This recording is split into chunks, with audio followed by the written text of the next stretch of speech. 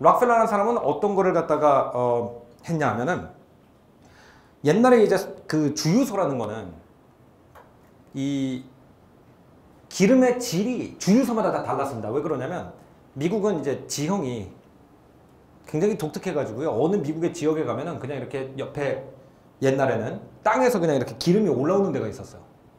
이게 땅이 시커매요. 그럼 이제 옛날 주유소는 뭐냐면 그냥 동네 농민이 거기 가가지고 바켓을 가져가가지고요.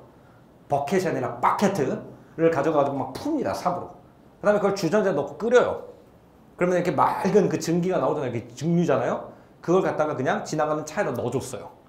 그러니까 어떤 주유소에 어떤 기름이 있는지 잘 모르고 그냥 가다가 이렇게 뉴욕에서 LA까지 가는데 어떤 주유소에 기름을 넣으면 차가 서버립니다.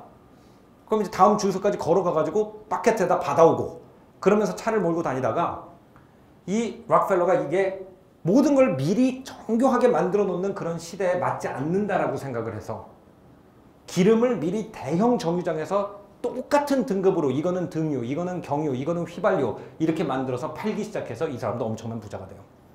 왜 제가 이 얘기를 그렇게 길게 하느냐. 이 모든 거를 균일하게 똑같이 만든다는 사상 안에서 우리나라의 교육이 태어났기 때문에 이 얘기를 길게 하는 겁니다. 모든 걸 미리 균등하게 똑같이 만들어놔야 그걸 갖다가 탁탁탁 아무 모양으로 조립해도 집도 되고 자동차도 만들어진다는 그 사고방식 안에서 한국 교육의 전신인 우리가 흔히 빅토리아 교육이라고 부르는 것이 태동하게 됩니다. 빅토리아 교육은 이런 일들이 일어나고 있을 때 영국 여왕인 빅토리아 여왕의 이름이죠. 그래서 이 시대에 우리가 태어난 교육 제도에서 자랐기 때문에 우리는 머릿속에 굉장히 사악한 단어 하나가 자리 잡고 있어요. 그래서 이 단어를 뿌리 뽑아야만 우리가 자유롭게 우리 인생을 발전시키는 공부를 할 수 있는데 그 단어가 뭐냐면 바로 이 락펠러가 가지고 있던 정유 공장의 이름입니다. 저 경유 공장의 이름이 스탠다드 오일이에요. 이 스탠다드라는 사고방식이 얼마나 이상한 사고방식인지를 생각해 봅시다. 물건을 만들 때는 부품을 다 스탠다드하게 만들어야 나중에 균일하기 때문에 동그란 기계는 균일한 것밖에 못 만든다는 원칙에 의해서 물건을 빨리 만들 수 있다는 건 맞아요. 근데 이게 교육에 적용이 되면 어떤 문제가 생기냐면요. 애들은 키도 각자 다 다르고요.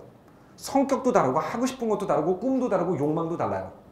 그러면은 이 애들을 갖다가 스탠다드화 시키는 교육은 어떤 교육이냐. 애들의 꿈을 없애고 성격을 없애고 심지어는 키도 들쑥날쑥하게 앉도록 안 하고 작은 애들 앞에 키 큰 애들 뒤에 앉히는 그런 교육으로 진화를 하게 됩니다.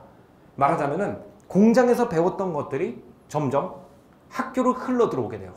상품에다 A 그레이드, B 그레이드, C 그레이드 매겨가지고 C 그레이드 이하 되는 애들은 되는 상품은 리콜해가지고 다시 만드는 것처럼 애들도 A 그레이드, B 그레이드, C 그레이드를 만들어가지고 C 그레이드 이하 만드는 애들은 다시 같은 학년을 한 번 더 들으라고 하고 어디서 굉장히 살벌하죠. 어떻게 보면 이런 식으로 교육이 만들어져요.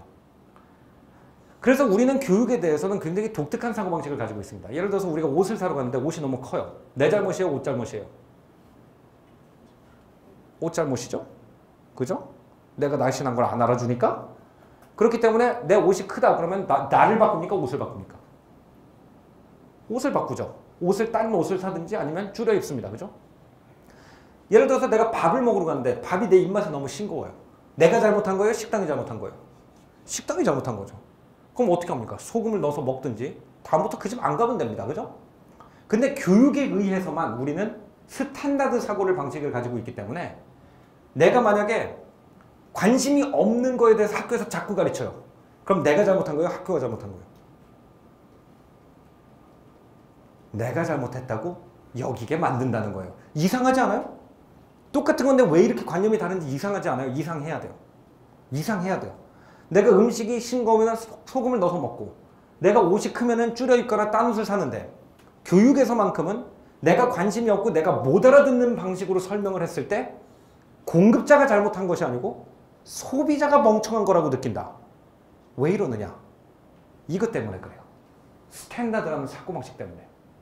그래서 이 스탠다드라는 사고방식이 한참 판칠 때 이 우리가 생각할 때 서구는 자유분방해 이렇게 생각하는데 서구의 교실을 한번 봅시다. 그죠?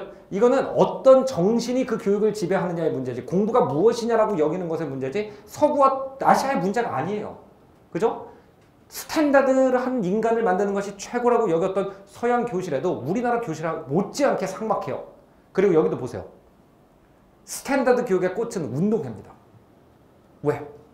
모든 사람들이 똑같은 옷을 입고 똑같은 간격으로 서가지고 똑같은 동작을 할 수 있는 것은 대량 생산 시대에 굉장히 중요한 자질이에요.